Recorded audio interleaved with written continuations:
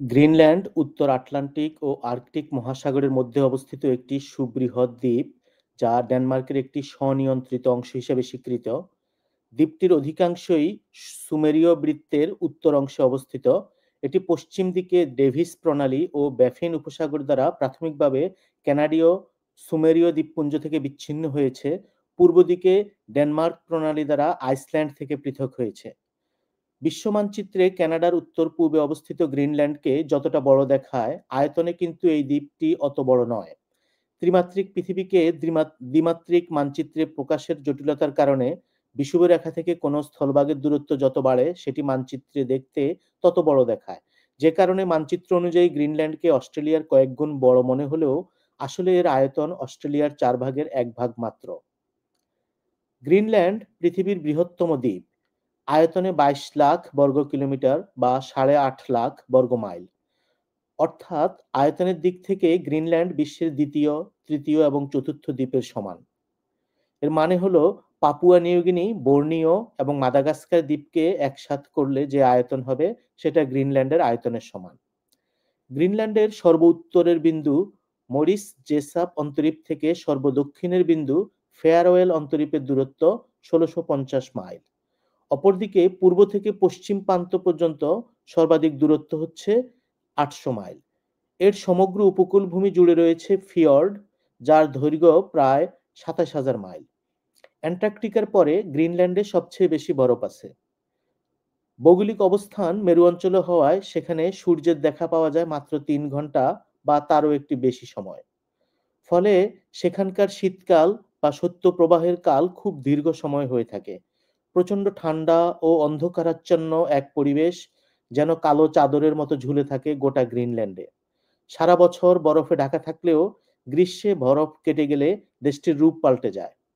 অদ্ভুত হলেও সত্য যে তখন গ্রিনল্যান্ডে 24 ঘন্টা সূর্য আলোকিত থাকে। গবেষণা তথ্য অনুযায়ী ইনুইটরা সর্বপ্রথম গ্রিনল্যান্ডে প্রবেশ করে আজ থেকে 2500 বছর পূর্বে। 2500 খ্রিস্টপূর্বে, অর্থাৎ আজ থেকে 4500 বছর পূর্বে। অর্থাৎ গ্রিনল্যান্ডের ইতিহাস বেশ পুরনো এবং প্রত্নতাত্ত্বিক। তাদের বংশধররা সম্ভবত বিলুপ্ত হয়ে গেলেও আরও বেশ কয়েকটি গোষ্ঠী উত্তর আমেরিকা মহাদেশ থেকে এখানে অভিবাসনে চলে আসতে সফল হয়েছিল। 10ম শতক অবধি ইউরোপীয়দের কাছে গ্রিনল্যান্ড পরিচিত ছিল এমন কোনো প্রমাণ পাওয়া যায়নি। আইসল্যান্ডের ভাইকিংরা এর দক্ষিণ-পশ্চিম উপকূলে বসতি স্থাপন করেছিল এবং মনে হয় তারা সেখানে পৌঁছানোর আগ পর্যন্ত সেটি জনবসতিহীন ছিল। ইনুইট গ্রিনল্যান্ডার যারা এখন সেখানে বাস করেন, তাদের পূর্বপুরুষ 1200 খ্রিস্টাব্দের দিকে অভিবাসন করে উত্তর-পশ্চিম গ্রিনল্যান্ড থেকে সেখানে পৌঁছেছেন বলে মনে হয়। ইনুইট ক্ষুদ্র তুষার যুগের বরফ জগতে টিকে থাকলেও দক্ষিণ-পশ্চিম উপকূলে প্রারম্ভিক নর্স বসতি অদৃশ্য হয়ে যায় এবং কয়েক শতাব্দী ধরে দ্বীপের একমাত্র বাসিন্দা হিসেবে ইনুইটরা রয়ে যায়। এই সময়কালে ডেনমার্ক এবং নরওয়ে তখন আপাতভাবে নর্স বসতি টিকে থাকার কথা বিশ্বাস করত এবং তাদের স্ক্যান্ডিনেভিয়ান গাতিভাইদের সাথে যোগাযোগের অভাব সত্ত্বেও গ্রিনল্যান্ডের উপর সার্বভৌমত্বের দাবি করে চলত। 1721 সালে ডেনমার্ক নরওয়ে ঔপনিবেশিক শক্তি হিসেবে গড়ে ওঠার আকাঙ্ক্ষায় নর্ডিক গ্রিনল্যান্ডারদের মধ্যে খ্রিস্ট ধর্ম পুনঃপ্রতিষ্ঠিত করার লক্ষ্য নিয়ে একটি মিশনারি দল পাঠায়। মিশনারিরা যখন গ্রিনল্যান্ডে যান, সেখানে কোনো নর্স বংশধর খুঁজে পেলে না। পরিবর্তে তারা ইনুইট গ্রিনল্যান্ডারদের ব্যাপটাইজ করে ফেরত আসে। ডেনমার্ক নরওয়ে তখন উপকূলে বাণিজ্যিক উপনিবেশ গড়ে তোলে এবং এই অঞ্চলে বাণিজ্যে একচেটিয়া এবং অন্যান্য উপনিবেশিক সুযোগ সুবিধা চাপিয়ে দেয়। দ্বিতীয় বিশ্বযুদ্ধের সময় তৎকালীন নাৎসি জার্মানি ডেনমার্ক আক্রমণ করে। তখন গ্রিনল্যান্ডাররা সামাজিক ও অর্থনৈতিকভাবে ডেনমার্কের সাথে যোগাযোগ কমিয়ে দেয় এবং মার্কিন যুক্তরাষ্ট্রের সাথে যোগাযোগ বেড়ে যায়। যুদ্ধের পরে ডেনমার্ক গ্রিনল্যান্ডের নিয়ন্ত্রণ পুনরায় শুরু করে এবং 1953 সালে এই গ্রিনল্যান্ডটি উপনিবেশ থেকে একটা কাউন্টিতে রূপান্তরিত হয়। 1973 সালে ডেনমার্কের অংশ হিসেবে তারা যোগদান করে। যদিও গ্রিনল্যান্ড এখন ডেনমার্ক রাজ্যের একটি অঙ্গ, তবুও তারা 1979 সাল থেকে স্বশাসনের উপভোগ করে আসতেছে। 1985 সাল থেকে দ্বীপটি ইউরোপের অর্থনৈতিক সম্প্রদায় ছেড়ে যাওয়ার সিদ্ধান্ত নেয়। ইতিহাস অনুযায়ী এরিক দ্য রেড গ্রিনল্যান্ডের নামকরণ করেন। কথিত আছে তিনি আইসল্যান্ড থেকে খুনের অপরাধে বিতাড়িত হয়ে গ্রিনল্যান্ডে নির্বাসিত হন এবং এর নাম গ্রিনল্যান্ড রাখেন। বরফের রাজ্য গ্রিনল্যান্ডে যাতায়াত ব্যবস্থা সুবিধাজনক নয়। অন্য দেশ থেকে গ্রিনল্যান্ডে সরাসরি যাতায়াতের তেমন ভালো কোনো ব্যবস্থা নেই।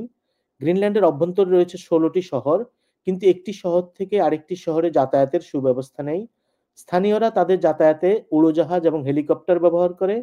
এক শহর থেকে আরেক শহরে যাতায়াতের জন্য তারা নিজেদের তৈরি যানবাহনও ব্যবহার করে। তন্মধ্যে উল্লেখযোগ্য হলো কুকুরে টানা স্লেজ এবং কায়াক। যুক্তরাষ্ট্রের প্রেসিডেন্ট নির্বাচিত হওয়ার পর ডোনাল্ড ট্রাম্প কয়েকবার গ্রিনল্যান্ড দ্বীপের নিয়ন্ত্রণ নেওয়ার আগ্রহ প্রকাশ করেছেন। সম্প্রতি তিনি আবারও বলেছেন, যুক্তরাষ্ট্র গ্রিনল্যান্ডের নিয়ন্ত্রণ নেবে বলে তিনি মনে করেন। কারণ হিসেবে অর্থনৈতিক নিরাপত্তার কথা উল্লেখ করেছেন তিনি। যদিও ডেনমার্কের এই স্বায়ত্তশাসিত অঞ্চলের কর্তৃপক্ষ ইতিমধ্যে বলে দিয়েছে এ দ্বীপ বিক্রি হবে না। গ্রিনল্যান্ডের বিপুল সম্পদ অনেকের আগ্রহের জায়গা, তবে এর খনিজ সম্পদের বেশিরভাগ এখনো অব্যবহৃত অবস্থায় আছে। স্বায়ত্তশাসিত অঞ্চল গ্রিনল্যান্ড ডেনমার্কের অংশ, কিন্তু গ্রিনল্যান্ড কর্তৃপক্ষ নিজস্ব প্রাকৃতিক সম্পদগুলির ব্যবস্থাপনা নিজেরাই করে থাকে। বর্তমানে পুরো দ্বীপ এলাকায় মাত্র ২টি সক্রিয় খনি আছে। এখানে সোনা, তামা, নিকেল ও বিরল মৃত্তিকা ধাতুগুলির বৃহৎ মজুদ আছে বলে ধারণা করা হচ্ছে। তবে এগুলির অবস্থান অজানা এবং এখনো মনে করা হচ্ছে এগুলি একাধিক জায়গায় সঞ্চিত আছে। বিরল মৃত্তিকা ধাতু ৮ম বৃহত্তম মজুদ এ দ্বীপে আছে।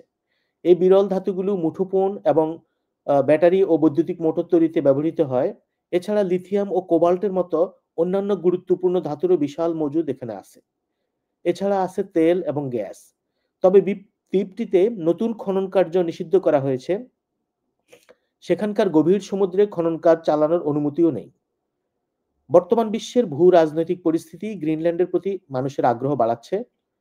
চীনে বিরল মৃত্তিকা ধাতুর সবচেয়ে বড় মজুদের অবস্থান আছে। পশ্চিমারা তাই বিকল্প সরবরাহ নিশ্চিত করতে চায়। আর এই কারণে গ্রিনল্যান্ডের খনিজ সম্পদ অনুসন্ধানের প্রতি পশ্চিমা দেশগুলির আগ্রহ ক্রমেই বাড়ছে। চীনও এখানে জড়াতে চায়, তবে তাদের উপস্থিতি সীমিত। নিজস্ব সম্পদ সমৃদ্ধ হওয়া সত্ত্বেও গ্রিনল্যান্ডের অর্থনীতি এখনো সরকারি খাত ও মৎস্য সম্পদ নির্ভর। ডেনমার্ক সরকারের $৬০ কোটি ভর্তুকির উপর নির্ভর করে থাকে এই অঞ্চলটি। গ্রিনল্যান্ডের বার্ষিক জিডিপির পরিমাণ $৩০০ কোটি কিছু বেশি।